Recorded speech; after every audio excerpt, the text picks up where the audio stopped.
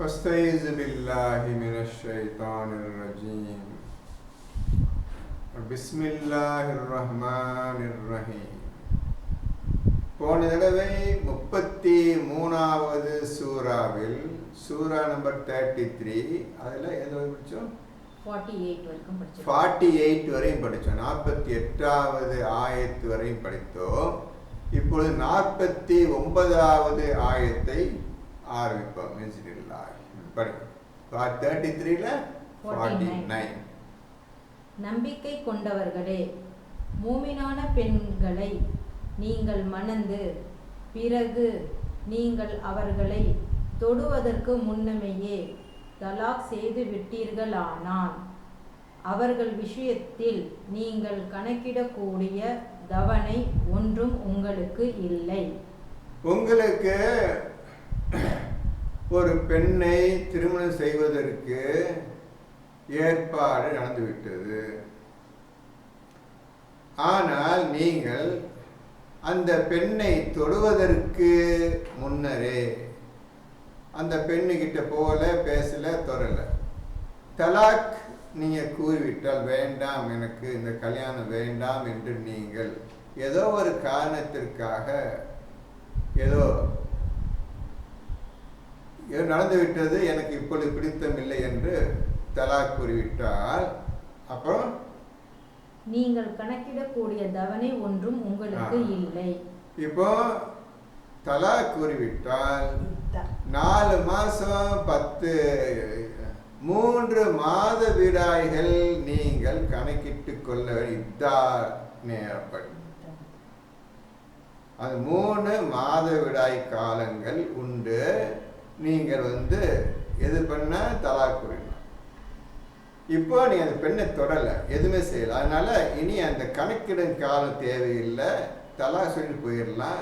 அவங்க 3 மாத விடாய் காலம் இதா இருக்கணும் என்ற பேச்சுக்கு இடமே இல்லை. அது எல்லாம் தெளிவாக சொல்லிட்டான். அந்த பெண்ணை தொடர்றதுக்கு முந்தி நீ தலாக் கூறிட்டா உனக்கு அந்த எந்த சம்பந்தம் இல்லை, அந்த பெண்ணை இதா இருக்கணும்னு தேவை கிடையாது என்று அல்லாஹ் கூறிவிட்டான். ஆகவே அவர்களுக்கு ஏதேனும் கொடுத்து அழகான முறையில் அவர்களை விடுவித்து விடுங்கள். ஆனால் அந்த பெண்ணு கல்யாணம் ஆகுன்னு ஒரு எண்ணத்தை இழந்திருக்கும். நீங்கள் தினமும் வேண்டான்னு சொல்லிட்டீங்க. சரி, இருந்தாலும் நீங்கள் அந்த பெண்ணுக்கு ஒரு நல்ல முறையில் உதவி செய்து அவர்களை நன்றாக சந்தோஷம் வாழ வைங்க. கொடுத்து ஏதாவது உங்களால் முடிந்த அளவு அந்த பெண்ணுக்கு எதாவது கொடுத்து, அந்த பெண்ணுடைய தாய்க்கு எதாவது கொடுத்து நல்ல உதவி செய்து கொள்ளுங்கள் என்று அல்லாஹ் கூறுகின்றார். இது இன்னைக்கு நீங்கள் உங்கள் வீட்டில் செய்வீங்களா? அப்படி நீங்கள் அந்த பெண்ணுக்கு போய் காசு கொடுத்தா அந்த பெண்ணு வீடு வாங்கிக்கிறோமா? போலாம் என்ன சொல்லும்? நீங்களே யோசிச்சு பாருங்க. ஆனால் கொடுத்து உதவி செய்ய சொல்கிறோம், கொடுத்து உதவி செய்ய சொல்கிறோம். இந்த பெண்ணுக்கு இன்னைக்கு கல்யாணம் ஆயிரும், பிள்ளை சந்தோஷம் வாழும் என்று அவங்க அப்பாவும் அம்மாவும் நினச்சிருப்பாங்க, அந்த பெண்ணும் நினச்சிருக்கும். திடீர்னு மாப்பிள்ளை எனக்கு வேண்டான்னு சொல்லிட்டாரு. இப்போ அந்த பெண்ணு எந்த கணக்கிட்டு இருக்கு தேவையில்லை, இருப்பினும் நீங்கள் போயிட்டீங்க, நீ வேற ஆள், அந்த பெண் வேற ஆயிட்டீங்க, இருப்பினும் அவர்களுக்கு நல்ல முறை உதவி செய்து கொள்ளுங்கள் என்று அல்லாஹ் கூறுகின்றான். அப்படி மாப்பிள்ளை அந்த பையன் வேண்டான்னு சொன்ன பையன் போய் அந்த பெண்ணு வீட்டில் போய் இருந்தாங்க, அவங்க செலவு வச்சுக்கிறோங்க, சந்தோஷம் வாழுங்க, சப்போஸ் கஷ்டமாக இருந்தா வச்சு கொடுத்தா அவங்க வாங்குவாங்களா? அப்படி இந்த பையன் போய் கொடுத்து வந்தால் ஊர் எனக்கு என்ன நினைக்கும்? ஒவ்வொரு விஷயங்கள் நீ எதிர்பார்க்கணும், ஒவ்வொரு விஷயம் ஊர் சொல்லணும். இருந்தாலும் அல்லாஹ் சொல்லுகின்றான், அல்லாஹ் கட்டளைகின்றான், அந்த பெண்ணுக்கு ஏதாவது நல்லவர் கொடுத்து உதவி செய்யுங்கள் என்று கூறுகின்றான். நீங்க என்ன மாதிரி செய்யுங்க. நீங்க இப்போ அண்ணன் சொன்ன இந்த மாதிரி வார்த்தை நீ என்ன செய்ய போறீங்களோ செய்யுங்க. 50. நபியே, எவர்களுக்கு நீர் அவர்களுடைய மகாரை கொடுத்து விட்டீரோ அந்த உம்முடைய மனைவியரையும் உமக்கு அல்லாஹ் அளித்துள்ளவர்களில் வழக்கரம் சொந்தமாக்கி கொண்டவர்களையும் நாம் உமக்கு ஹலாலாக்கி இருக்கின்றோம். யார் இந்த ஒரு பெண்ணை திருமணம் செய்து கொள்ளவே நபியே நீ முடிவு செய்து மகரையும், மகர்னா அந்த குறிப்பிட்ட ஒரு தொகையையும் கொடுத்து விட்டீரோ அந்த பெண்ணை உமக்கு மனைவியாகிவிட்டாள். மேலும் வழக்கரம் சொந்தமாகி கொண்ட பெண்ணும் உமக்கு ஹலாலாக்கப்பட்டது என்று அல்லாஹ் நபிக்கு சொல்லுகின்றான். அன்றியும் தந்தையரின் சகோதரர்களின் மகள்களையும். நல்லா புரிஞ்சுங்க, இது நபிக்கு மட்டும். இப்போ அல்லாஹ் பெண்ணை சொல்ல, இந்த பெண்ணை எவ்வளோ க்ளோஸ் ரிலேஷன், நெருங்கிய உறவினர் இருக்கிறாங்க, இவங்க யாரும் கல்யாணம் பண்ண மாட்டாங்க. இந்த மாதிரி பெண்களை அதை வரிசைப்படி சொல்லி இதெல்லாம் நீங்கள் கல்யாணம் பண்ணி கொள்ளலாம் என்று ரசூலுக்கு அல்லாஹ் சொல்லி வருகிறார். வரிசையை பார்த்து கொண்டே வாருங்க. அன்றியும் தந்தையரின் சகோதரர்களின் மகள்களையும். ஒன்று. தந்தையரின் சகோதரிகளின் மகள்களையும். 2. மாமன்மார்களின் மகள்களையும். 3. தாயின் சகோதரியின் மகள்களையும். 4. இவர்களில் யார் உம்முடன் ஹிஜ்ரத் செய்து வந்தார்களோ அவர்களை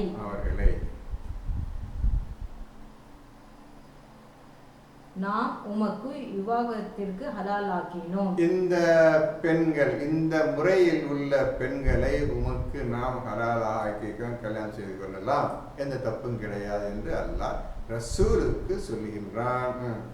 அன்றியும் மூமினானவனான ஒரு பெண் நபிக்கு தன்னை அர்ப்பணித்து நபியும் அவளை மணந்து கொள்ள விரும்பினால் அவளையும் அனுமதிக்கிறோம். இப்போ ஒரு பெண் ஒரு வீட்டில் வந்துச்சு, ரசூலுக்காக இருக்கப்போ, ரசூல் பேச்சு கேட்கப்போ, ரசூலுக்காக என்னை அர்ப்பணிச்சிட்டேன், இந்த மாதிரி அவங்க வேணும்னு சொல்லி வந்துட்டாங்கடா, அந்த பெண்ணையும் விரும்பினால் உமக்கு ஹலாலாக ஆக்கியிருக்கின்றோம், திருமணம் செய்து கொள்ளலாம். இது மற்ற மூமின்களுக்கன்றி உமக்கே இதற்கு உரிமை அளித்தோம். வேற எந்த மூமின்களுக்கு இந்த மாதிரி கிடையாது, உமக்கு மட்டும் விதிவிலக்கு, நீர் திருமணம் செய்து கொள்ளலாம், இந்த மாதிரி பெண்களை நீங்கள் திருமணம் செய்து கொள்ளலாம். அவர்களுக்கு அவர்களுடைய மனைவிமார்களையும் அவர்களுடைய வழக்கரங்கள் சொந்தமாக்கி கொண்டவர்களையும் பற்றி நாம் கடமையாக்கி உள்ளதை நன்கறிவோம். யாருக்கு மனைவியாக்கப்பட்டிருக்கிறார்கள், யாருடைய வழக்கரமாய் கொண்டவர்கள் மனைவியாக்கப்பட்டிருக்கிறார்கள் நாங்கள் நிச்சயமாக அறிவோம். உமக்கு ஏதும் நிர்பந்தங்கள் ஏற்படாதிருக்கும் பொருட்டே விதி விலக்களித்தோம். இப்போ ரசூல் வேகமாக பயன் பண்ணுறாங்க, குரான் சொல்லிட்டு போகிறாங்க, நிறைய பெண்களுக்கு பிடிச்சி போச்சு, அவங்க பேசுகிற பேச்சு பிடிச்சி ரசூல் தான் வேணுன்ட்டாங்க. இப்படியே இந்த க்ளோஸ் ரிலேஷன்லேயே வந்தாங்கண்டா, எனக்கு ரசூல் வேணும் அப்படி வந்தாங்கண்டா, நீ தாராளமாக அவர்களை திருமணம் செய்து கொள்ளலாம், இது உமக்கு மட்டும் விதி விலக்கு, மற்ற யாருக்கும் கிடையாது. நபிக்காக ஒரு பெண் தன்னை அர்ப்பணிச்சுக்கிட்டாங்கன்னா அந்த பெண்ணு இந்த மாதிரி ரிலேஷன் க்ளோஸ் சொந்தமாக இருந்தாலும் நீ திருமணம் செய்து கொள்ளலாம், ஆனால் மற்றவர் எந்த மூமின்களுக்கு கிடையாது என்று ஸ்பெஷலாக ரசூலுக்காக ஏற்படுத்தப்பட்ட சட்டம். மேலும் அல்லாஹ் மிக மன்னிப்பவன் மிக்க அன்புடையவன். மேலும் அல்லாஹ் மிக்க மன்னிப்பவனும் அன்புடையவனுமாக இருக்கின்றான். இது ரசூல் இந்த பெண்ணை கல்யாணம் பண்ண ஆசை இல்லை அப்படின்னு நீங்கள் தப்பாக புரிஞ்சுக்காதீங்க. இதெல்லாம் கல்யாணம் பண்ண ஆசைப்பட்டார் இவர், ஒருக்கா நினைச்சாருங்க, அவருக்கு இந்த ஆசையே கிடையாது. அவருக்கு அல்லாஹ் சொன்ன வேலையை சொல்லிட்டு இந்த குரான் மக்கள் ஒப்படைச்சிட்டு ஒழுங்காக சொல்லிட்டு போல இருந்தால் தவிர பொண்ணை கல்யாணம் பண்ண இந்த பொங்கலை அந்த மாதிரி பேசவே கிடையாது. ரசூலுக்கு அல்லாஹ் சொல்கிறான், இந்த மாதிரி ஒரு சிச்சுவேஷன், இந்த மாதிரி சந்தர்ப்பம் ஏற்பட்டால் நீ தாராளமாக இந்த பெண்ணை இப்படி கல்யாணம் பண்ணலாமா, என் பொண்ணு என்னுடைய மகமாரில் இது எப்படி கல்யாணம் பண்ணலாம், ஏன் தப்பு இல்லை அப்படின்னு நினைக்க வேண்டாம், உனக்காக நான் ஆகமாக்கி வைத்து விட்டேன், நீ எந்த கஷ்டம் இல்லாமல் நீ வாழ்வதற்காக நான் இவ்வாறு செய்திருக்கின்றேன். இப்பொழுது நான் பொம்பளை வந்தாங்க, எனக்கு ரசூல் தான் வேணும்னு ஓடி வந்தாங்கன்னா நீ தாராளமாக திருமணம் செய்து கொள்ளலாம், அது எந்த விதமான தப்பும் கிடையாது என்று முன்னரே அறிவித்து விட்டான்.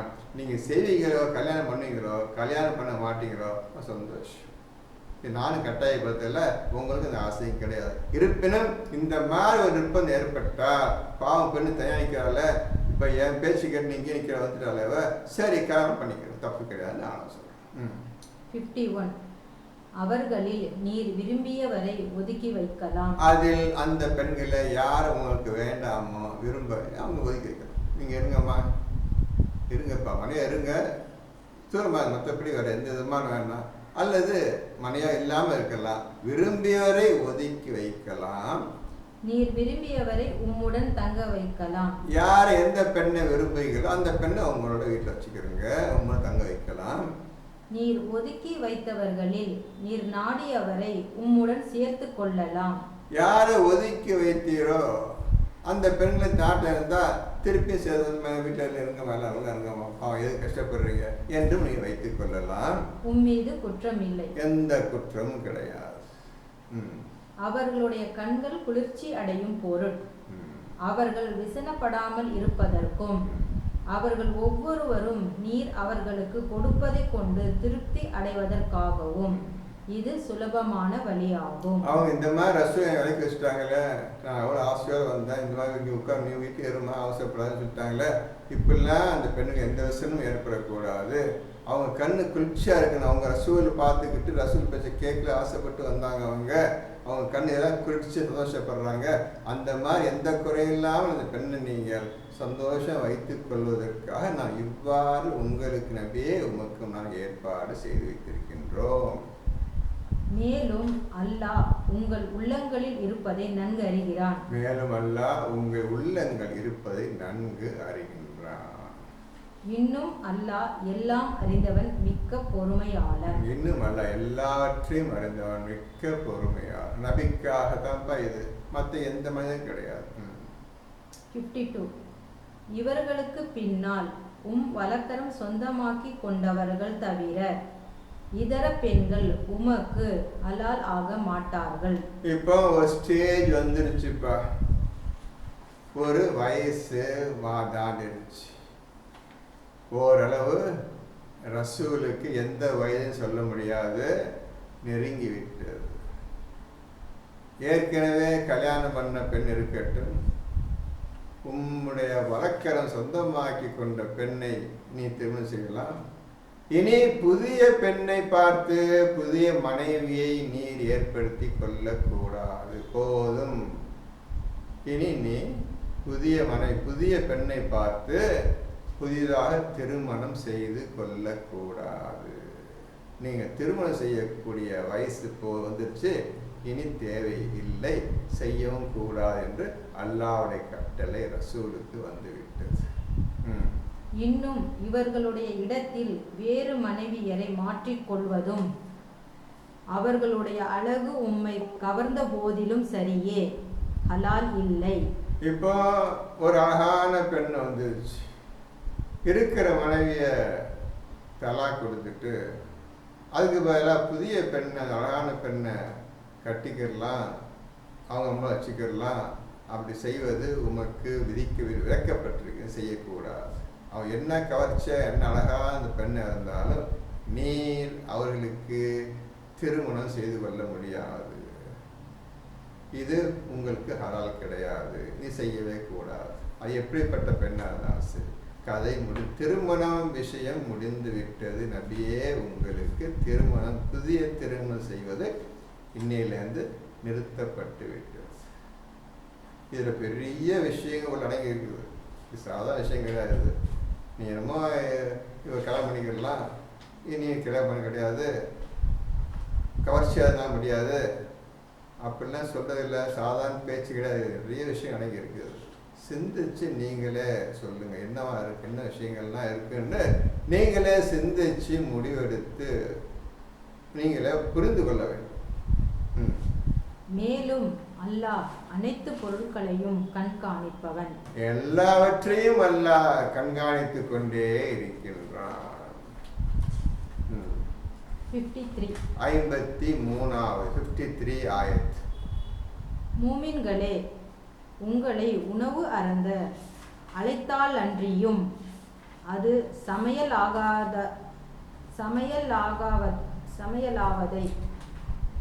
சமையலாவதை எதிர்பார்த்து நபியுடைய வீடுகளில் பிரவேசிக்காதீர்கள். உங்களை நபி விருந்து சாப்பிடுவதற்கு அழைக்கின்றார்.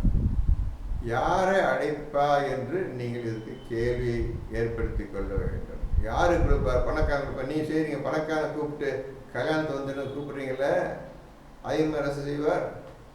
செய்ய மன்னிச்ச அனாதை மக்களுக்கும் ஏழை மக்களுக்கும் வழிபோக்கர்களுக்கும் கஷ்டப்படுவர்களுக்கும் ஹிஜ்ரத்து செய்தவர்களுக்கும் அல்லாஹ்வுக்காக தன் உயிரை அர்ப்பணித்தவர்களுக்கும் ஏழை எளிய மக்களுக்கு புதிதாக இஸ்லாத்தில் வந்து நுழைந்தவர்களுக்கும் வீட்டை விட்டு வெளியேறுவர்கள், இந்த மாதிரி மக்களுக்காக தன்னுடைய வீட்டில் சமையல் செய்து கூப்பிடுகிறார். நபி வாங்க சாப்பிட்டு போகணும் கூப்பிடுகிறார். அப்படி சமையல் உள்ள நடந்துட்டு இருக்கும்போது அது சமையல் முடியறதுக்கு முந்தையே போய் வீட்டுக்குள்ளே போய் உட்காந்து தொந்தரவு கொடுத்து விடாது. சமையல் ஆகி முடிவதற்கு முன் நீங்கள் வீட்டுக்குள் பிரவேசிக்காதீங்க. எல்லாம் சமையல்லாம் முடிஞ்சிருச்சு, உள்ள வாங்கன்னு கூப்பிட்டா அப்போ மெதுவாக போங்க சாப்பிடுங்கன்னு இந்த மாதிரி வழிமுறையை ஒரு கேரக்டர், ஒரு மேனர்ஸ் எப்படி நடந்துக்கணும்னு என்று அல்லாஹ் சாப்பிட வரும் மக்களுக்கு அறிவுரை செய்கின்றான். ஆனால் நீங்கள் அழைக்கப்பட்டீர்களானால் பிரவேசியுங்கள். கூப்பிட்டா வாங்கப்பா உள்ள சாப்பிடுங்கப்பான்னு கூப்பிட்டா வீட்டுக்குள் நுழையுங்கள். அன்றியும் நீங்கள் உணவருந்திவிட்டால் உடன் கலைந்து போய்விடுங்கள்.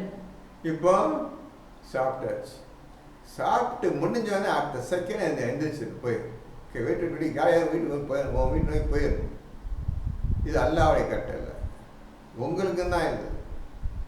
இப்படி சாப்பிட கூப்பிட்டா சாப்பாடு முடிஞ்ச உடனே அடுத்த செகண்ட் வீட்டுக்கு காலியாகும். யாரும் தொது தரக்கூடாது. பேச்சுக்களில் மனம் கொண்டவர்களாக அமர்ந்து விடாதீர்கள். அங்கே சாப்பிட்டுட்டு கையெல்லாம் கழுவிட்டு ஊருக்கு பேச உட்காந்துருங்க. ஒரு இன்னொருத்த வீட்டை உட்காந்துக்கிட்டு ஊருக்கு பேச உட்காந்துடாதீங்க. பெரிய தப்பான இன்னொருத்த வீட்டில் உட்காந்துக்கிட்டு கூப்பிட்டாங்க சாப்பிட்டாங்க அத்தை எந்திரிச்சு போயிடணும். அதுக்கு மேலே உட்காந்து ஊர் பரவு கசா பேசிட்டு இருக்காதீங்கள். நிச்சயமாக இது நபியை நோவினை செய்வதாகும். நிச்சயமா நீங்களே யோசிச்சு பாருங்க. ஒரு நாள் கூப்பிடுறீங்க, எந்திரிச்சு சாப்பிட உட்காந்து பேச எந்திரிச்சுவீங்க. வீட்டுக்கு ஒருத்தன் வரான், உங்களுக்கு வேலை இருக்குது, ஏதோ வந்த வேலைக்கு அவங்க உதவி செஞ்சு வச்சுப்பா, அத்தை போயிடணும். அவன் தேவை உட்காந்துக்கிட்டு ஊருக்கு பேசிட்டு இருந்தான்டா, ஒன்று புதுசாக வந்து அவங்க உட்காந்து பேசிட்டு இருந்தான்டா. இது கூப்பிட்டு உங்களுக்கு கஷ்டமாக இருக்குது. ஏன்னா எந்திரிச்சு போக மாட்டாங்க, சொல்கிறதுக்கு மனசு கஷ்டமாக இருக்குது. போகப்பான்னு சொல்லிட்டு எப்படி சொல்கிறது? வந்தவங்களை தன்னால் போயிடணும். அந்த புத்தி வேணும். அந்த புத்தி எந்த வீட்டில் இருக்கா? இன்னைக்கு போனால் ஊருக்காக பேசிட்டு காலமாக சாதனை வரீங்களா ஊருக்காக பேசிட்டு இது அவருக்கு ரசூலுக்கு மனசு சங்கடம் கஷ்டமாக, ஏன்னா போக மாட்டாங்க உட்காந்துறாங்களே எப்போ போக சொல்றது அப்போ சங்கடப்படுவாங்க. நீங்களும் அதை சங்கடப்படுவீங்க. இதனை உங்களிடம் கூற அவர் வெட்கப்படுவார். இந்த சாப்பிட்டீங்கல்ல போங்கப்பா எந்திரிச்சு போங்கன்னு சொல்ல வெட்கப்படுறேன். இந்த எப்படி போக சொல்றது வெட்கப்படாத சொல்றது. சரி தானே போட்டு விட்டு உட்கார்ந்துருப்பாரு. அல்ல என்ன சொல்றான்? ஆனால் உண்மையை கூற அல்லாஹ் வெட்கப்படுவதில்லை. இந்த விஷயத்தை கூற அல்லாஹ் வெட்கப்பட மாட்டான். சாப்பிட்டு முடிஞ்சோன்னா ஒன்னும் தொந்தரவு தராத. உனக்கு சாப்பிடக்கா கூப்பிட்டாங்க, பேசுறதா கூப்பிடல, சாப்பிட்டியா முடிக்க வேற வெளியே போயிட்டே இரு என்று அல்லாஹ் வெட்கப்பட சொல்றதுக்கு ஜாக்கிரதைன்னு சொல்றான். நபியுடைய மனைவிகளிடம் ஏதாவது ஒரு பொருளை கேட்டால் திரைக்கு அப்பால் இருந்தே அவர்களை கேளுங்கள். இப்போ சாப்பிட்டீங்கப்பா, சரி குடிக்க தண்ணி பத்தல, குடிக்க ஒரு கிளாஸ் தண்ணி தாங்க, ஒரு கோலை தண்ணி தாங்க கேட்குறீங்க, வேணுப்போ. அப்போ எல்லா வீட்லேயும் பெண்கள் இருக்கு வீட்டு ரூமுக்கு, ஆண்கள் இருக்கு ரூம், எல்லாத்துக்கும் ஸ்க்ரீன் தொங்க எல்லாத்தையும் பார்த்துருப்பீங்க. பொம்பளைங்க உள்ள இருக்க ரூமில் தனியாக நல்ல ஸ்க்ரீன் போட்டுருக்கு. ஆகவே ஸ்க்ரீன் பின்னாடி அண்டுக்கிட்டே கொஞ்சம் கிளாஸ் தண்ணி தாங்கம்மா இதை கேட்டு உள்ள அவர் ரூமுக்குள்ளே போயிட, பெண்கள் இருக்கு ரூமுக்குள்ளே போயிடாதீங்க, இடத்துக்கு போயிடாதீங்க, உங்கள் இடத்த இருந்து கொண்டே கேளுங்க. இப்போ குடிக்க தண்ணி வேணும், கொஞ்சம் இது வேணும் அப்படின்னு கேளுங்கன்னு நல்லா சொல்கிறேன். அதுவே உங்கள் இருதயங்களையும் அவர்கள் இருதயங்களையும் தூய்மையாக்கி வைக்கும். இப்படி பேச்சு கொடுக்கும் அந்த பொம்பளை பார்க்க, அந்த உங்களை பார்க்க வேலை வேண்டாம். நீங்கள் தூய்மையாக பழகிக்கிறங்க. இது தேவையில்லாத விஷயம், தேவை விஷயம் உதயமாயிடும் வேண்டாம். இந்த மாதிரி வீட்டுக்கு போய் தேவையில்லாத விஷயத்தை பேசிக்கிட்டு வேண்டாம். தூரவன்ண்டே கேளுங்கள், திரை கப்பால் இருந்தே சத்தம் மட்டும் குடிக்க தண்ணி தாங்கம்மான்னு கேளுங்க, கொடுத்து வாங்கி சாப்பிட்டு. இது நல்ல முறை என்று அல்லாஹ் கூறுகின்றான். அல்லாவின் தூதரை நோய்வினை செய்வது உங்களுக்கு தகுமானதல்ல. அல்லாவின் தூதரை நோவினை செய்யாதீர்கள். நீங்க செய்யும் ஒவ்வொரு செயலும் அது மனசு கஷ்டமா இருக்கு. வந்தவங்க எப்படா போக சொல்கிறது, போங்கப்பா முடிச்சிட்டிங்களா, போங்கப்பா சீக்கிரம் போக சொல்கிறது கஷ்டமாக இருக்குது. நீங்கள் நோவினை செய்யாதீர்கள். அன்றியும் அவருடைய மனைவிகளை அவருக்கு பின்னர் நீங்கள் மணப்பது ஒருபோதும் கூடாது. நபியுடைய மனைவிகள் நபி இறந்த பின்னர் அந்த பெண்களை வேறு எந்த மனிதனும் திருமணம் செய்து கொள்ளக்கூடாது. நபிக்கே உரித்தான பெண்களோ, நபியுடன் சேர்ந்து பழகியவர்கள். இனி வேற மனிதன் எந்த காலத்தில் அந்த பெண்ணை தொடர்றதோ கல்யாணம் பண்ணுறதோ பேச்சே கிடையாது, ஒரு காலம் கூடாது. நபியின் மனைவிகளை நபி இறந்த பின்னர் வேறு மனிதன் திருமணம் செய்வது கூடவே கூடாது, விளக்கப்பட்டுள்ளவர்களுக்கு. நிச்சயமாக இது அல்லாஹ்விடத்தில் மிக பெரும் பாவ காரியமாகும். அப்படி நீங்க திருமணம் செய்வது அல்லாஹ் பெரும் பாவமான காரியம் என்று அல்லாஹ் கூறுகின்றான். அப்படி யாரும் திருமணம் செய்யவில்லை. ஆனால் சொல்லிட்டான், வாணி கொடுத்துட்ட பெரும் பாவமான காரியம், திருமணம் செய்யக்கூடாது. 54. நீங்கள் ஒரு விஷயத்தை வெளிப்படுத்தினாலும். சார் ஒரு சந்தேகம் கேட்குறேன் சார். சார் இப்போ முன்னாடி படிச்ச ஆயத்து நபிக்காக மட்டும் சில விஷயங்கள் இருக்கு. இன்னைக்கு இருக்கிற ஒரு காலத்துல இருக்கிற இப்ப நீங்க விருந்து சாப்பிட்டா பேசிட்டு இருக்கு, இதெல்லாம் இன்னைக்கும் ஒரு அன்டீசென்ட்டா நடந்துட்டு இருக்கிற விஷயங்கள். இதுல இருந்து நமக்கும் இதுல படிப்பினைகள், நபிக்கு மட்டும் இல்ல நமக்கும் இதுல படிப்பினைகள் நிறைய இருக்கு அப்படின்னு எடுத்துக்கணும். ஆமா, நமக்காக நான் சொன்னேன், இன்னைக்கு எல்லா வீட்டுல போறீங்க, எல்லாம் சாப்பிடுறீங்க, சாப்பிட்டு வெளியே கிளம்புறீங்க எல்லாம் இல்லையே. அதான் பெரிய தொந்தரவு. எல்லாரும் பேச ஆரம்பிச்சிடுறீங்களா, ஆம்பளை கூட பேசிட்டு இருக்கிறாங்க, பொம்பளை பொண்ணு பேசிட்டு இருக்கிறாங்க, வரவங்க பேசிட்டு இருக்கிறாங்க. வீடு எப்போ இந்த ஆளுங்கெல்லாம் காலி ஆவாங்க, நான் வீட்டு வேலை இருக்குது, கூட்டணு பெருக்கண்ணு பிளேட்டை கலவணும் போல இருக்குது, அப்பா உட்காந்துக்கிறாங்களே. அப்படிதான் எல்லா வீட்லேயும் இந்த எண்ணம் இருக்கு. இன்னைக்கு எல்லா வீடு இப்போ வந்துக்கணுன்ட்டு அல்லா ரசூல் மூலமாக நான் ஆண்கள் இன்னைக்கு வாழும் ஆண்கள் பெண்கள் அனைவருக்கும் இது ஒரு மேனர்ஸ் அல்ல கத்தை வந்துக்கிறங்க. எந்த வகையிலையும் யாருக்கும் தொந்தரவு தராமல் நடக்கிற வழியை நாசுக்காக அழகான நடந்து கொள்ள பழகிக்கொள்ளுங்க என்று அல்லாஹ் இதை ரசூலுக்கு சொல்லி நமக்கு சொல்லாமல் சொல்லுகிறான். சரியா வருதா? ஆமாங்க சார். அந்த குணம் இல்லைங்க சார். அல்லாஹ்வுடைய அழகான ஒரு உபதேசம். இதை படிச்சு நம்ம பின்பற்ற படிக்காதங்காட்டி அதை பத்தி தெரியல இன்னைக்கு. சரி. 54. நீங்கள் ஒரு விஷயத்தை வெளிப்படுத்தினாலும் அல்லது அதை நீங்கள் மறைத்து வைத்தாலும் நிச்சயமாக அல்லாஹ் எல்லா விஷயங்களையும் அறிபவனாக இருக்கின்றான். நீங்கள் ஒரு விஷயத்தை வெளிப்படுத்தினாலும் அல்லது உங்கள் மனதிலேயே வைத்து கொண்டாலும் நிச்சயமாக அல்லாஹ் யாவற்றையும் அறிபவனாக இருக்கின்றான். அந்த அல்லாஹுக்கு பயந்து அவன் சொல்லிய கட்டுப்பாடுகளை பின்பற்றுங்கள், அவன் சொல்லிய நல்ல உபதேசங்களை பின்பற்றுங்கள். அல்லாஹ்விடம் இது மறைத்து விட முடியாது, ஏமாற்றவும் முடியாது. 55. நபியின் மனைவிமார்களாகிய அவர்கள் தங்களுடைய தந்தையர் முன்பும் தங்கள் ஆண் மக்கள் முன்பும். இது நபியுடைய மனைவிகள் யார் முன்னால் வரலாம், எந்த மனிதர்களில் ஆண் மக்கள் முன்னால் வரலாம் என்று அல்லாஹ் குறிப்பிடுகின்றார்.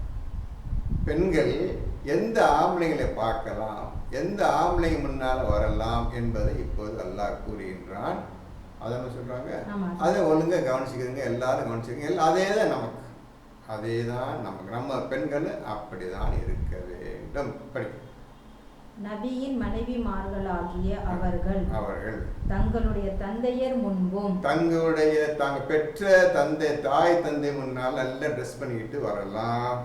தங்கள் ஆண் மக்கள் முன்பும், அவங்க பெற்ற ஆண் மக்கள் இருக்காங்கல்ல, இந்த ஆண்கள் மூலம் வரலாம்.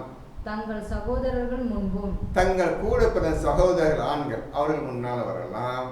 தங்கள் சகோதரர்களின் ஆண் மக்கள் முன்பும், தன் சகோதரர்கள் பெற்ற ஆண் பிள்ளைகள் அந்த ஆண் மக்கள் பிள்ளைகளும் முன்னால், தங்கள் சகோதரிகளின் ஆண் மக்கள் முன்பும், தங்கள் சிஸ்டர்ஸ் அவங்க பெற்ற ஆண் பிள்ளைகள் முன்னால், அவர்களின் பெண்கள் முன்பும், அவர்களுடைய பெண்கள் முன்னும், அவர்களுடைய வழக்கரங்கள் சொந்தமாக்கி கொண்டவர்கள் முன்பும், அவர்கள் வழக்கரம் சொந்தமாகி கொண்ட பெண்கள் முன்பும் வருவது அவர்கள் மீது குற்றமாகாது. இந்த 7 பேர் முன்னால நீங்க தாராளம் வரலாம். உங்க ட்ரெஸ் என்ன கலர்ஃபுல் ட்ரெஸ் போட்டிருக்கீங்க, தாராளம் வந்து பேசலாம், வரலாம், போகலாம். உங்க சொந்தம். இதை தவிர மன்னிக்கணும் சார், எனக்கு இந்த வழக்கரம் சொந்தமாக்கி கொண்டவங்க பத்தி நீங்க ஏற்கனவே சொல்லியிருக்கீங்க.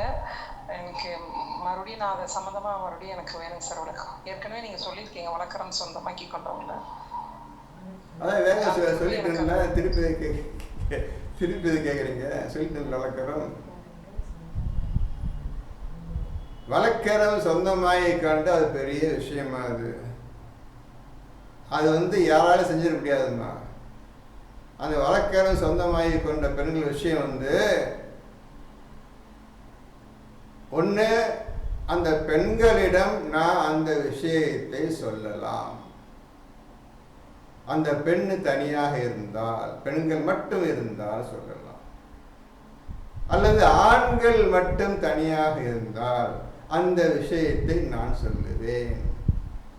கணவனும் மனைவியும் சேர்ந்திருக்கும் சமயத்தில் நான் அந்த விஷயத்தை சொல்ல முடியாது. இது ஒரு பெரிய விஷயம். அதை சொன்னால் கணவன் மனைவிக்குள்ளே பெரிய சண்டை வந்துவிடும். இது இப்பொழுது வேண்டாம். இது நமக்கு தகுதி கிடையாது. இன்னும் நாம் முத்தக்கீனா ஆகவில்லை. முத்தக்கீன்களுக்கு தான் வழக்கிற விஷயம் எல்லாம், எல்லோருக்கும் கிடையாது. அந்த பெண் எப்படிப்பட்டவள் என்றால் மனைவிட மேலானவள், வழக்கரம் சொந்தமாக்கி கொண்ட பெண். இவ்வளவு விஷயம் இருக்குது. அது போது நீங்களே கற்றுக்கொள்ளுங்கள். இதுக்கு மேல சொல்ல விரும்பவில்லை, வேண்டாம். அந்த விஷயத்தை அப்படியே விட்டு விடுங்கள். யாருக்கும் வழக்கணும் வேண்டாம், இடக்கணும் வேண்டாம். ஒழுங்க மூமினா இருந்து வாழ்ந்து மௌத்தாரதே நீங்கள் விரும்புங்கள். ஒழுங்க ஓதுவீர்களானால் என்னப்பா அது வழக்கம் வருத என்ன விஷயம் புரிந்து கொள்வீர்கள். ஆகவே பெண்களிடம் ஒரு விஷயத்தை சொன்னால் அதே விஷயத்தை தான் நான் ஆண்களிடம் சொல்லுவேன். ஆணும் பெண்ணும் சேர்ந்து இருக்கும் பொழுது ஒரு காலம் சொல்லவும் கூடாது.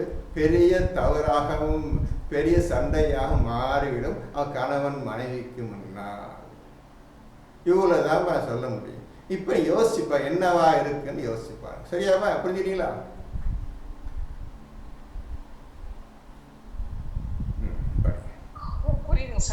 கொஞ்சம் பெரிய ஆண்களும் சிந்திக்கணும், பெண்களும் சிந்திக்கணும். இது பெரிய விஷயம். அல்லாஹ் மூமினான உண்மையான மூமினான ஆண்களுக்காக வாக்களிக்கப்பட்ட பெண்கள். அந்த பெண்களை திருமணம் செய்து கொள்வதற்கு தேவை மகர் சொல்லி மகர் தேவை கிடையாது. இவ்வளவு விஷயம் உள்ளே எடுக்கணும். அந்த ஆயத்தை உப்புலேஷ் உள்ளே எடுக்கணும்ப்பா, சாதாரண விஷயம் கிடையாது. ஊரிலியன்கள் போல நான் மனசுல மறுமையில ஊரிலியன்கள் போல என்ன சொல்றீங்க? மறுமையில ஹூரிலின்கள் வந்து உங்களுக்கு துணையாக கொடுப்போம்னு சொல்றாங்க. அது மாதிரி இப்போ நீங்க உலகத்துல வாழும் போது நீங்க இப்ப சொல்றது வழக்கரம் வந்து ஏதோ இருக்கும். இன்ஷா அல்லாஹ்வே கேட்டு நான் தெரிஞ்சுக்கிறேங்க. ஊரில் அந்த கண்ணழகிகளும் அல்லாஹ் உங்களுக்காக வாக்களித்திருக்கின்றான், சொர்க்கவாசிகளுக்காக. எனவே நீங்கள் அல்லாஹ்வுக்கு பயந்து கொள்ளுங்கள். நிச்சயமாக அல்லாஹ் எல்லாவற்றுக்கும் சாட்சியாக இருக்கின்றான். ஆகவே இந்த வழக்கரம் சொந்தமாக்கி பெண்கள் விஷயத்தை ரொம்ப ஜாக்கிரதையாகுங்கள், பயந்து கொள்ளுங்கள். உங்களுக்காக பிரத்யேகமாக உண்மையான முத்தக்கீன்களுக்காக நான் ஏற்படுத்தி வைத்த பெண்கள் இவர்கள். அவ்வளவு சீக்கிரம் அந்த பெண்களும் கிடைத்து விடாது. அல்லாஹ்வை நாடினால் தவிர, அந்த பெண்ணும் நாடினால் தவிர நீங்கள் வழக்கரமாக ஏற்றுக்கொள்ள முடியும். ஒரு பெண்ணை பிடிச்சி வழக்கம் சொல்ல முடியாது, அந்த விஷயம் கிடையாது. ஒரு பெண்ணை வழக்கம் சொல்ல முடியாது, விஷயமே வேறு. இது ஞானம் நிறைந்த ஆயத்து, சாதாரண விஷயம் கிடையாது. ஆகவே உங்களுக்கு ஓரளவு சொல்லிவிட்டேன். இதை நீங்கள் மேற்கொண்டு எல்லாம் சிந்திச்சு பாருங்க. இதில் ஈஸியாக ஒரு கஷ்டம் ஈஸியாக கிடைச்சிடும். 56 இது நபியின் மீது அல்லாஹ் அருள் புரிகிறான். இப்போ இந்த 56 அன்னைக்கே படிச்சுக்காருன்னா இது உங்களால் ஒன்றும் செய்ய முடியாது. இது அல்லாஹ் பிரத்யேகமாக ஒரு ஆயத்தை அடைக்கிருக்கிறான். அதில் அன்னைக்கே சல்லு சல்லி தஸ்லீமா எல்லாம் வருது. ஒருத்தனுக்கு ஒன்றாக அர்த்தம் புரியாது. இருந்தாலும் அவன் என்ன தப்பு தப்பாக எழுதுகிறாங்க மட்டும் இப்போ ஆர்வம் படிச்சிருக்க முதல்ல. இன்னல்லாஹா வ மலாயிகத்துஹு யுஸல்லூன அலன் நபியி. யுஸல்லூன அலன் நபி. யுஸல்லூன அர்த்தம் தெரியாது. நபியின் மீது தேவையெல்லாம் என்ன பண்ண தமிழில் அருள் புரிகிறான். அருள் புரிகிறான் போட்டாச்சு. யாருக்கு தெரியும் சல்லுன்னு அருள் எதில் போட்டிருக்குது? இப்படி தப்பு தப்பு வச்சு விட்டு பரவாயில்ல. அவனுக்கு எழுத ஃபஸ்ட்டு குரான் எழுதுறதுக்கு முந்தைய குரான் என்ன புரிஞ்சிருக்கணும், இந்த குரானுக்கு அர்த்தம் எழுத முடியுமா, டிரான்ஸ்லேஷன் பண்ண முடியுமான்னு முதல்ல எழுதினவனுக்கு அறிவு வேணும். அப்படி இல்லாதவன் தான் குரான் எழுதி வச்சுக்கிறான். இப்போ படித்து பார்த்துக்கணும் என்ன எழுதுன்னு பார்த்துக்கிறேன். அடுத்தாரு யா அய்யுவல் லஸீனா ஆமனு சல்லு அலைஹி வஸல்லிமு தஸ்லீமா. இது என்னப்பா இது? சல்லு அலைஹி வஸல்லிமு தஸ்லீம். யா அய்யுவல் லஸீனா ஆமனு மட்டும் தெரியுது, ஈமான் கொண்டவர் தானே போட்டிருக்குது. அப்போ அதுக்கு மட்டும் தெரியுது. சல்லு அலைஹி வஸல்லிமு தஸ்லீமா என்ன தெரியும்? இது ஆண்டவனுடைய பிரத்யேகமான ஒரு வார்த்தை.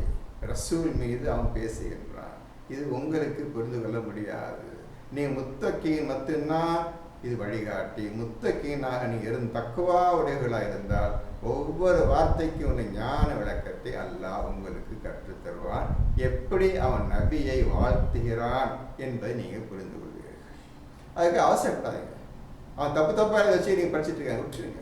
உங்கள் அல்லாஹ் அறிவிக்கும் வரை பொறுமை. எந்த ஆயத்து இருந்தாலும் அல்லாஹ் உங்களுக்கு அறிவிக்கும் வரை பொறுமையாக இருங்க. பொறுமையை கடைபிடிங்க. கேட்டுக்கொண்டே வாருங்கள். முக்கியமான ஆயத்தெல்லாம். இந்த நபியின் மீது அல்லாஹ் அருள் புரிகிறான். மலக்குகளும் அவருக்காக அருளை தேடுகின்றனர். மூமின்களே, நீங்களும் அவர் மீது சலவாத் சொல்லி அவர் மீது சலாமும் சொல்லுங்கள். இங்க பாருங்கப்பா, சலவாத்தும் கிடையாது, சலாமும் கிடையாது. அல்ல புரிஞ்சு எவ்வளவு தப்பு தப்பான குரான் எழுதி பார்த்து. சலவாத்து பேச்சே இல்லை, வார்த்தை கிடையாது. சலாம் பேச்சே கிடையாது. எப்பேற்பட்ட தப்பான காரியங்கள் ஷைத்தான் எழுதி பார்த்தீங்களா? இந்த குரான் எழுத யார் புரிஞ்சுக்கிறீங்களா? ஷைத்தான் கொடுத்தது. அர்த்தமே தெரியாத விஷயத்துக்கு சொல்லாத வார்த்தை, முக்கியமான வார்த்தை சலவாத்து சலாம். அதை போய் சேர்த்துக்கிறாங்க. பார்த்துக்கிறங்கப்பா, நல்லா பார்த்துக்கிறங்கப்பா. எல்லாரும் குரான் ஒவ்வொருத்தரும் குரான் பாருங்க, எப்படி குரான் தப்பு எழுதி பாருங்க. தப்பு தப்பாக எழுதி வச்சு மக்களுக்கு போது காசு சம்பாதிச்சுறாங்க. இந்த கூட்டமும் ஒன்றும் தெரியாது. நீங்கள் குரான் படிக்கிறது கிடையாது, விட்டுருங்க. இன்னைக்கு படிக்கிறது போச்சு, குரான் படிக்கிறதே போய் விட்டாச்சு. அப்படி படித்தாலும் அரபி தெரியாத என்ன பண்ணப்பா? அரபி தெரியலப்பா அவனுக்கு. இந்த தமிழ் தானே படிச்சுட்டு இருப்பான். சலவாத்து சலாத்துன்னு படிச்சுட்டு இருப்பான். கொஞ்சம் யோசிச்சு பாருங்க. அவங்களும் முட்டாய் விட்டாங்க. இன்னைக்கு தமிழ் மட்டும்தான் தெரியும். என்ன செய்வாங்க? எல்லாத்துக்கும் அரபி தெரிய போகுது. அதுக்கு நீங்கள் யோசிச்சு படிங்க. இன்னும் நீங்கள் ஜாக்கிரதை. அரபி வார்த்தை என்ன போட்டிருக்குது, என்ன போட்டுக்கிறான்? அது புதிய வார்த்தை, உலகத்துக்கே புதிய வார்த்தை. இந்த வார்த்தைக்கு அல்லாவிடமிருந்து தான் பதில் வரும். குரான் முழுவதும் அல்லாவிடம் தான் பதில் வர வேண்டும், விளக்கம் வர வேண்டும். அதுக்கப்புறம் தான் நீங்கள் அதை செயல்படுத்த முடியும் என்பதை மனசை வைத்துக்கொண்டு ஓதுங்கள். இப்போ நாம இங்க என்ன கற்க போறோம்? மூமின்களே, நீங்களும் அவர் மீது சலவாத் சலவாத் இல்லையா? நாம என்ன பண்ணணும்? சல்லு. அங்க இருக்கிற வார்த்தை அதே வார்த்தை யூஸ் பண்ணணும். அதே வார்த்தையை நீங்க தமிழ்ல சல்லு அலைஹி சல்லு சல்லு அலைஹி வஸல்லிமு தஸ்லீமா. ஈமான் கொண்டவர்களே சல்லு அலைஹி வஸல்லிமு தஸ்லீமா. அப்படியே அரபி அப்படி தமிழ் எழுதிக்கணும். இந்த வார்த்தைக்கு அல்லாஹ் இறக்குனது அரபில் எழுதிக்கிறோம். இந்த வார்த்தைக்கு நம்ம அல்லாஹ் விளக்கம் கேட்கணும். அப்படி எப்படி நீங்க அல்லாஹ்க்கு அர்த்தம் சொல்ல முடியாது? அல்ஹம்துலில்லாஹ் போட்டீங்கல்ல, அல்லாஹ்க்கு டிரான்ஸ்லேஷன் பண்ண முடியாதுல்ல. சலாத்தை நிலைநிறுத்துங்கள் பார்த்தணுமோ. இப்போ என்ன செய்யுங்க? சலாத்துக்கு அர்த்தம் தெரியாது, சலாத்துக்கு டிரான்ஸ்லேஷன் கிடையாது. ஆனால் சலாத்தை நிலைநிறுத்துங்கள். நிலைநிறுத்துங்க வார்த்தை அக்கீம்னு தான். நிலைநிறுத்துங்கள் வழக்கமாக பேசக்கூடிய ரொட்டீன் லாங்குவேஜ். சலாத் புதிய வார்த்தை. இந்த புதிய நிலை விஷயத்தை நிலைநிறுத்துங்கள். அதுக்கு அப்படி சலாத்தை போட்டீங்க, சலாத்தை நிலைநிறுத்துங்க. இவன் தேவையில்லாத பல தொழுகை நிலைநிறுத்தி கொடுத்துருவான். இது தேவையில்லாத விஷயம். எப்படிப்பா உனக்கு தொழுகைன்னு இந்த வார்த்தைக்கு தொழுகைன்னு எப்படியா போகிற அதை சொல்லு. எங்கே கற்றுக்கிட்ட உனக்கு யார் சொல்லி கொடுத்து சொல்லு? நல்லா சொல்லி கொடுத்தான் உனக்கு. அல்ல ரசூல் தமிழை கற்றுக்கிட்டு தமிழை சொல்லி கொடுத்தாரா? என்ன மாதிரி ஒரு உபயோகமாக ஒரு ஆதாரமாக பேச முடியுமா? ஆதாரம் கொடுக்க முடியுமா சொன்னதுக்கு? இப்படி தப்பு தப்பாக எழுதி வச்சுட்டு மனிதனே குழப்பி நாசமாயிட்டு போல இன்னைக்கு. சரி, நம்ம கூட இப்படி தான் திருத்திக்கணும். இப்படி தான் நம்ம திருத்திக்கணும். படி 57. எவர்கள் அல்லாஹ்வையும் அவருடைய தூதரையும் நோவினை செய்கிறார்களோ அவர்களை நிச்சயமாக அல்லாஹ் இம்மையிலும் மறுமையிலும் சபிக்கின்றான். அல்லாஹையும் அவனுடைய தூதரையும் யார் நோவினை செய்கின்றார்களோ, கஷ்டமும் துன்பமும் தர்றாங்களோ, தேவையில்லாமல் அவங்களுக்கு தொந்தரவு தர்றாங்களோ, நிச்சயமாக அல்லாஹ் அந்த கூட்டை இம்மையிலும் மறுமையிலும் சபிக்கின்றான். சபிக்கப்பட்ட கூட்டம் தான் இன்று உலகம் முழுவதும் நிறைந்து இருக்கின்றது. அல்லாஹ்வும் ரசூலும் கொடுத்த இந்த குர்ஆனை தூக்கி போட்டு விட்டார்களே, என்ன அர்த்தம்? என்ன அர்த்தம்? நோவினை. அவர் கவலைப்பட்டு இருந்தார். ஸோ யாருமே கேட்க மாட்டுறாங்களே, ஸோ கவலைப்பட்டு இருந்தார். ரசூலே அல்லாஹ் கவலைப்படாது, இதை பற்றி கவலைப்படாது, இப்படி கவலை இறந்த போய் பொழுது இருப்பா, ஏன்ப்பா கவலைப்படுறேன்ட்டு ரசூல்ட்டு அல்லாஹ் சொல்லியிருக்கிறான். இந்த காயத்தை படிச்சிருப்பீங்க எல்லாரும், எல்லாம் படிச்சிருப்பீங்க. ஒன்று இடத்துல வருது, அவர்களை கேட்குறாங்களோ கேட்கலையோ அதை போய் கவலைப்படாத ரசூல் சொல்ல இருந்தால் கவலைப்பட்டே இருக்கிறாருப்பா. பார்த்தீங்களா? உங்களுக்கு எடுத்து சொல்லுவதுதான் நபி, உங்கள் வேலை நபி. இதுக்கு நீங்கள் அவங்களுக்கு வரணும், எல்லாம் இஸ்லாத்து வரணும், அப்படி வேலை கிடையாது. நீங்கள் சொல்ல வேண்டியதெல்லாம் நான் சொன்ன வஹீமும் அறிவிக்கப்பட்டதை மக்களுக்கு தெளிவாக எடுத்து கூறிவிடும். செஞ்சுட்டு வந்துடும், போதும். வர்றானுங்களோ வரலையோ, பின்பற்றுறாங்களோ அதை பற்றி கவலைப்படாதுன்னு சொன்னால் இவர் கவலைப்பட்டே இருந்தார். இப்படியே அவருக்கு அல்லாஹ்க்கு இதாக போச்சு. இப்படியே கவலைப்பட்டு நீ மௌத்தாக போல் தெரிஞ்சு போகிற போக்கு பார்த்தா அப்படின்னு அல்லாவே சொல்லிட்டார் ரசூலை பார்த்து. அப்படி இருந்து அவர் கவலையை நிறுத்தவரை கவலைப்பட்டார். இப்போ அல்லாஹ் ஒன்று சொல்ல, அவர் நான் அப்படின்னா செய்வேன் நிற்க, அல்லாஹ் ஒன்று அவருக்கு தண்டிக்க முடியும். நான் சொல்ல கேட்க மாட்டேறான்னு சொல்லி தண்டிக்க முடியவில்லையே ரசூலை. பார்த்தீங்களா? அல்லாஹ் சொல்கிறான் கவலைப்படாது. இப்படி கவலைப்பட்டு மௌத்தை இறந்து போயிடுவப்பா, வேண்டாம்ப்பா அப்படின்னு அல்லாஹ் சொல்கிறான். அவர் விடலை, கவலைப்பட்டே கிடந்தார். இதனால் அல்லாஹ் அவர் பிடிக்க முடியல. நான் சொல்ற கேட்க மாட்டேங்கிற, நீ தப்பு பண்ணுன்னு சொல்லி அல்லாஹ் அவர் பிடிக்க முடியல. இப்படிதான் நீங்கள் வாழணும். புரிஞ்சுக்கிறீங்க? எப்படி ரசூல் எப்படின்னு பார்த்துக்கிறீங்க. உங்களை ஒன்று செய்ய முடியாத அளவுக்கு நீங்கள் வாழ்ந்து காட்டணும்ப்பா. இது பெரிய விஷயம்ப்பா, இதான் பெரிய விஷயம்ப்பா. நீங்கள் நல்ல குறை ஓதி இருந்தால் தான் இப்போ நான் சொல்ல புரியும் உங்களுக்கு. இப்படி தான் எல்லா நேரமாக வாழ்ந்தாங்க. பார்த்தீங்களா? வேண்டான்னு சொல்ல நான் இப்படி தான் இருப்பேன்னு செஞ்சுட்டே இருந்தார். இது என்ன விஷயம் உள்ள அடங்கி இருக்கிறது தான் பார்க்கணும். என்ன விஷயம் அடங்கி இருக்கு, இதை நீங்கள் சிந்திக்கணும். இது ஞானம் நிறைந்த வார்த்தை, அல்லாத வார்த்தை. நபி நடந்து கொண்ட முறை அதை விட மேன்மையான ஞானம் நிறைந்த செயல் ரசூல் செஞ்சதை. இது அல்லாஹ் ஒன்றும் செய்ய முடியல, அல்லாவால் ஒன்றும் செய்ய முடியல. கெஞ்சினா உற்றுப்பா கவலைப்படாதன்னு சொன்னான், முடியல. பார்த்தீங்களா? என்ன செய்ய தெரியல. இதை ஏற்கனவே இப்ராஹிம் விஷயத்தை சொன்னேன். நெருப்பில் போடும் பொழுது இதை குறித்து இதான் பெரிய உதாரணங்கள். நெருப்பில் போடும் பொழுது எந்த பயப்பும் இல்லை. ரசூல் மாதிரி மக்கா விட்டு ஓடினார்ல, அப்படிலாம் ஓடல. அது முன்னாலே தீ எரியுது, கடல் எரியுது. இது பக்கம் பார்த்தாங்கிறாரு. அல்லாஹ் பார்த்து அவங்களுக்கு உதவி கேட்பாரு, உதவி கேட்ட ஒன்று உதவி செய்வோம் அப்படின்ட்டு அல்லாஹ் யோசிச்சு உட்காந்துக்கிறான். எல்லா மலக்கள் எல்லாமே ஊர் பூரா பார்க்குது, உலகமே பார்க்கு. உலகம் படைச்ச 7 வானங்கள் பூமி எல்லாம் பார்க்குது. என்ன பெரிய ஒரு கிளைமேக்ஸ், என்ன ஆகப்போது தெரியலையே. அல்லாஹ்வுக்காக பெரும்பெரும் காரியங்களை செய்தார். அல்லாஹ்வுக்காக உயிரை துச்சமாக வைத்து அல்லாஹ் சொன்ன காரியத்தை செய்து முடித்தார். அல்லாஹ் சொன்ன வாங்கி வகையெல்லாம் மக்கள் எடுத்து வைத்தார். இந்த சிலையை வணங்காதீர்கள், ஒன்றும் கிடையாது, உடச்சி போட்டெல்லாம் செஞ்சார். அவர் இவ்வளோ வேலை செஞ்சுட்டாரு. இப்போ அவருக்கு அந்த மக்கள் கொடுக்குற கூலியோ நெருப்பில் போட போகிறாங்க. இன்னும் சற்று 4-5 நிமிஷத்தை தூக்கி போட்டுருவாங்க. அல்லாஹ் பார்த்துக்கிட்டே இருக்கிறான். ஏதாவது வழி கேட்பாரு, உதவி கேட்டால் காப்பாற்றும், உதவி செய்யணும் காத்துட்ருக்கிறான். யாருமே ஒன்று, அவர் அல்லாவே இங்கே ஒன்றும் பார்க்கல, எவனே யாரும் ஒன்றும் கேட்கல. ஷைத்தானும் இப்போ பார்த்துட்டே இருக்கிறான். என்ன ஏதாப்பு பார்த்துட்டு அவரை தூக்கிட்டாங்க. தூக்கி நெருப்பில் தூக்கி போட போகிறேன். அவர் ஒன்றுமே சொல்லல, அமைதியாக உட்காந்துக்கிறாரு. நீ சொன்ன உபதேசத்தை மக்களுக்கு எந்த குறையும் இல்லாமல் எடுத்து உரைத்து விட்டேன், கூறிவிட்டேன். என் மேல எந்த குறையும் இல்லாம நீ என்ன கட்டளை இட்டியோ அந்த கட்டளைகளை ஒழுங்காக சரிவர செய்து விட்டேன். என்னுடைய செயலை நான் பூர்த்தியாக்கி பூர்ணமாக செய்துவிட்டேன். என் வேலை முடிந்தது. நான் இருந்து என்ன எல்லாரும் எல்லாம் ஒன்று எனக்கு அவங்க தர்ற கூலியை வாங்கிக்கிறேன் சொல்லி கொடுத்தார். அப்போ தூக்கி போட்டாங்க. போய் நெருப்பு உள்ள போறார்.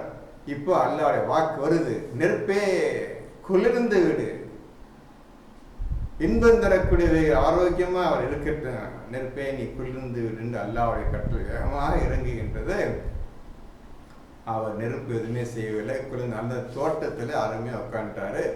அந்த போட்டாங்கல்ல அவங்களுக்கு கண்ணில் நெருப்பு தான். நெருப்புல எரிஞ்சு சாம்பலாயிட்டாருன்னு சொல்லி போயிட்டாங்க. இப்போ இந்த மாதிரி நீங்க வாழணும், முதல்ல ரசூல் மாதிரி வாழணும்னு சொன்னேன். அல்ல என்ன செய்ய முடியல. இவர் ஒரு இது இப்ராஹிம் உதவியே கேட்கல. எல்லாம் உதவி செய்ய காப்பாற்றுங்க, இந்த கெட்டவங்களை காப்பாற்ற கேட்கல. எப்படி இக்கட்டான சூழ்நிலையில் அல்லாஹ்வை தூக்கி வச்சுற பற்றியெல்லாம் இப்ராஹிம். இதாங்க இஸ்லாம் வாழ்க்கை. புரிஞ்சுக்கிறங்க, இஸ்லாம் என்ன புரிஞ்சுக்கிறேன். சும்மா இஸ்லாம் இருக்காதீங்க. எப்படி வாழ்ந்தா இப்ராஹிம் இருக்குது, நபி முகம்மது இருக்குது. இந்த விஷயம் பார்த்தீங்களா? எதற்காக அல்லாஹ் வேகமாக முந்திக்கொண்டு நெருப்பே அணைந்து விடு, அவருக்காக குளிர்ச்சியாக ஆகிவிடு, எந்த தீங்கும் பற்றிருக்கோ இப்ராஹிமுக்குன்னு சொன்னால அவர் அமைதியாக சந்தோஷம் இறங்கி அவருடைய அந்த ஊர் வாழ்க்கை முடிந்தது. அவர் வேற ஒரு ஊருக்கு கிளம்பி போய்விட்டார். இதில் அல்லாஹ் வசமா மாட்டை விட்டுட்டு போயிட்டார். அவன் கேட்க மாட்டேன், இருந்தா உதவி செய்ய பார்ப்போம், நீ முடிஞ்சா எனக்கு உதவி செய் என்று அல்லாஹ் ஒப்படைச்சிட்டு போயிட்டார். பார்த்தீங்களா? இது எப்பே வாழ்க்கை தெரியுமா, எதுக்கு தெரியுமா அப்படின்னு கேட்கல. அதான் சொல்ல முடியுமா? இப்போ நான் கேட்ட கேள்விக்கு ஒழுங்காக பதில் சொல்ல அத்தே முழு மூச்சம் இல்லைங்க. அதை விட்டுட்டு வேற இடத்தையும் பேசிட்டு இருக்காரு. விஷயம் ஒரு விஷயம் சொல்லப்பட்டிருக்கிறது. இந்த விஷயத்துக்கெல்லாம் விட வேணும் அப்படின்னு ராகுபால மாசக்கணக்கான இதுக்கு விட சொல்லி ஆகணும். அவர் ஏன் அல்லாஹ் சொல்ல சொல்ல கவலைப்பட்டு கொண்டே இருந்தார்? இவர் ஏன் அல்லாஹ் ஒன்றும் கேட்காம எதுவுமே உதவி கேட்காம நான் போறேன் என்னன்னா ஆர்டர் சொல்லி போனாரு. அல்லாஹ் முந்திக்கிட்டு இல்லைல்லப்பா அவனை காப்பாத்துறேன்னு காப்பாத்தின அவரை. அவருக்கு தெரியும் நிச்சயம் நீனே வந்து காப்பாற்றுவா கண்டு அசுர இப்ராஹிம் எல்லாம் தெரியும். இவன் வழியில் அவனுக்கு காப்பாற்றி நான் கேட்க மாட்டான், காப்பாற்ற கேட்க மாட்டேன் என்ற மகத்தான விஷயம் அதில் அடங்கி இருக்குது.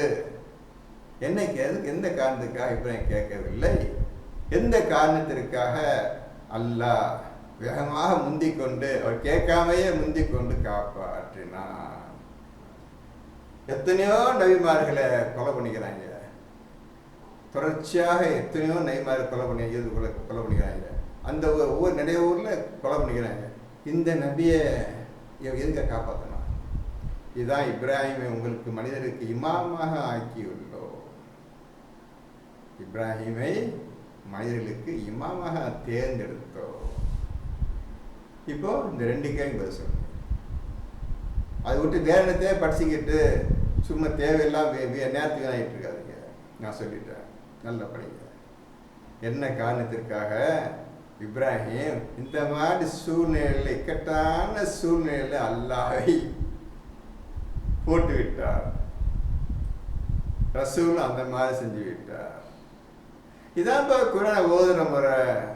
உங்களுக்கு என்னப்பா கஷ்டம்? கொஞ்சம் மனசு திறந்து அமைதியான சூழ்நிலை உட்கார்ந்து இந்த குறை என்னதான் சொல்லுகிறது என்று பார்த்தால் அழகான குறை. இந்த மாதிரி விஷயங்கள் யாருக்கு இங்கே கிடைக்காது. ஒவ்வொரு ஆயத்திலையும் சும்மா எக்கச்சக்கமான அருமையான விஷயங்கள் புதைந்து இருக்குது. கசானா உள்ள நிறைஞ்சிருக்கு. அதை நீங்கள் எடுத்துக்கிட்டே இருக்க வந்துக்கிட்டே விளக்கம் வந்துக்கிட்டே இருக்கு. இப்போ நான் சொன்ன அவ்வளோ விஷயத்தையும் மனசை பதிஞ்சிருக்கேன். அப்படியே இப்ராஹிம் என்று நீங்கள் ஒரு ஹெட்டிங் போட்டு இப்போ நான் சொன்ன விஷயத்தை அப்படியே இருக்கு இப்ராஹிம் விஷயம். அப்பப்போ வரும்போது இப்ராஹிம் சொல்லிக்கிறேன், கேட்டுக்கிறேன். இப்போ நான் கேட்ட கேள்வி, எதுக்காக இப்ராஹிம் அல்லாஹ் எந்த உதவியும் கேட்கவில்லை? என்ன காரணம்? அந்த காரணம் உள்ளே இருக்குது, கண்டுபிடிக்க பார்ப்போம். எதற்காக அல்லாஹ் சொல்லியும் அவர் கவலையாகவே இருந்தார் ரசூல் முஹம்மது நபி? என்ன காரணம் சொல்லுங்க பார்ப்போம். அடுத்த இன்னும் நிறைய விஷயம் இருக்குது தம்பி, நான் உங்களுக்கு போக சொல்றேன் இன்ஷா அல்லாஹ். இப்போ அடுத்த மேலும் அவர்களுக்கு இழிவு தரும் வேதனையை சித்தப்படுத்தி இருக்கின்றார். நம்பர் 58. ஈமான் கொண்ட ஆண்களையும் ஈமான் கொண்ட பெண்களையும் செய்யாத எதையும் செய்ததாக கூறி எவர் நோவினை செய்கிறார்களோ அவர்கள் நிச்சயமாக அவதூறையும் வெளிப்படையான பாவத்தையுமே சுமந்து கொள்கிறார்கள். பார்த்தீங்களா, ஒரு ஆணுக்கோ பெண்ணுக்கோ அவங்க செய்யாத குற்றத்தை செஞ்சதாக சொல்லி பழிய போட்டு இந்த மாதிரி அநியாயம் பண்றாங்களே, இன்னைக்கு சர்வசாதாரண தலாக் சொல்லி அதுக்கு காரணத்தை சொல்லி அந்த பெண்கள் மீது அநியாய பழிய போட்டு அந்த பெண்களுக்கு எதிராகவே ஆம்பளைங்கள்லாம் எல்லா ஆம்பளைங்களும் சேர்ந்துக்கிட்டு அந்த பெண்ணுக்கு எப்படியெல்லாம் கஷ்டம் கொடுக்கணுமோ அந்த மாதிரி கஷ்டம் கொடுத்துக்கிறான். இன்னைக்கு அவளை தலாக் கொடுத்து நிம்மதியாக போடுறதே கிடையாது. ஆம்பளை சொல்கிற கேள் இந்த மாதிரி எல்லாம் பண்ணிட்டுறாங்க. இன்னைக்கு அநியாயம் பண்ணுறாங்க. இந்த பெண்களுக்கு ஓதி இருந்தாலும் தப்பிச்சுக்கலாம். இந்த கலந்தைங்க ஓதாதுங்க வேற அழுகுதான் ஒவ்வொரு அழுகு தெரியும், இப்படி பண்ணிட்டான் அப்படி பண்ணிட்டான்னு. உனக்கு காப்பாற்றுறது குரான்னு நல்லா இருக்கிறான், அதுக்கு படிச்சியா அப்படின்னு கேட்டால் கூட தலை ஏறாது குழந்தைங்களுக்கு. அப்போ அநியாய படியை போட்டு தான் தலை கந்துட்டு இருக்கோம். என்னென்ன படியை போடலாமோ அதான் போட்டு மாமியார் பேச்சு கேட்டுக்கிட்டு மாமனார் பேச்சு அப்பா அம்மா பேச்சு கேட்டு அநியாயம் பண்ணுறது பெண்ணுக்கு பெண்ணுடைய அப்பா அம்மா எல்லாம் அநியாயம் பண்ணுறது நடந்துட்டு இருக்கு. இன்னைக்கு கண்ணதுக்கு எல்லாரும் வந்துட்டு இருக்குது. ஏதோ ஒன்று வீடு பாவம் அமைதியாக சந்தோஷத்துன்னு விடுறாங்க, மற்றெல்லாம் அநியாயம். இப்போ இதுவரை எடுத்துக்கிறோமா? இப்போ உங்களுக்கு ஒரு கேள்வியை தர்றேன், இந்த கேள்விக்கு ஒழுங்கான பதிலை சொல்லுங்கள். ரசூல் வாழ்ந்தாரு அரேபியா நாட்டில். ரசூல் வாழ்ந்து கொண்டிருக்கும் பொழுது அந்த ஊரில் ஆட்சி செய்தவர்கள் யார்? அந்த ஊரில் 3 பேர் இருந்தாங்கப்பா.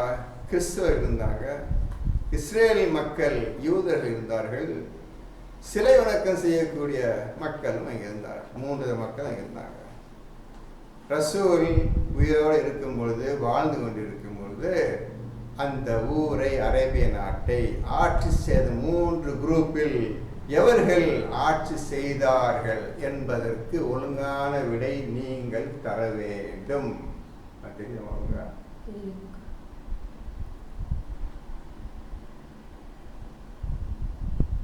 நல்லா பார்த்துக்கப்பா, மேலே தெரியல, இதை பார்த்துக்கங்க.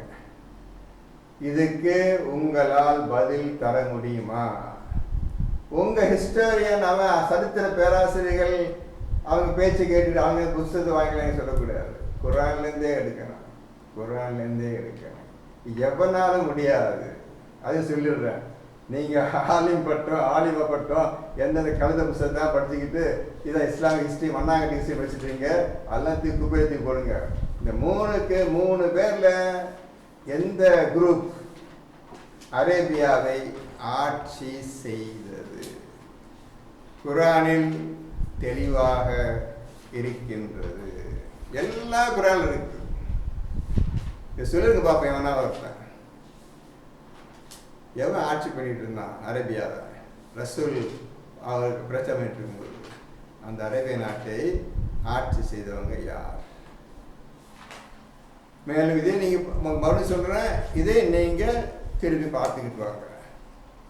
உங்களுக்கு இந்த அல்லாஹ்தான் உண்மையான இறைவன். இதில் 2 விஷயம் இருக்கு, நிரூபிக்க. நீங்க அல்லாஹ் என்ற வார்த்தையின் விளக்கம், அல்லாஹ் என்ற வார்த்தைக்கு விளக்கம் தான். அவனை பற்றி விளக்கம் கிடையாது. அவனை பற்றி எதை சொல்லிட்டான், அவனுக்கு உருவம் இல்லை, பார்க்க முடியாது, எல்லாம் சொல்லி பார்த்தாச்சு. அல்லாஹ் வார்த்தையின் விவரம். அப்புறம் ரப் இறைவன், இந்த வார்த்தையின் விளக்கம் ரப்பு இறைவன், இந்த வார்த்தையின் விளக்கம் ரெண்டும் தெரியாமல் நீ குர்ஆனை தொட முடியாது. சரி சரிம்மா, இன்ஷா அல்லாஹ். நசீர் எல்லாம் புரிஞ்சுக்கிட்டீங்களா? இல்லை நீங்க நீங்க எது கேட்க அதுக்காக தான் கேட்டுக்கிட்டேன். சரி, எல்லாம் சொன்னெல்லாம் புரிஞ்சுக்கிட்டீங்களா? சரி, இன்ஷா அல்லாஹ். புரிஞ்சுச்சுங்க சார். அல்ஹம்துலில்லாஹி ரப்பில் ஆலமீன். உங்களுக்கு பிடிச்சவல்ல? புரிஞ்சிச்சு. சரி, இன்ஷா அல்லாஹ் அடுத்த வாரம் மேற்கொண்டு படிப்போம். மேற்கொண்டு 10-15 ஆயத்தை படிச்சு வச்சுக்கிறங்க. அதில் வர்ற சந்தேகம் எழுதி வச்சுக்கிறங்க. அடுத்த வாரம் பார்ப்போம். அல்ஹம்துலில்லாஹி ரப்பில் ஆலமீன். பிஸ்மில்லாஹி.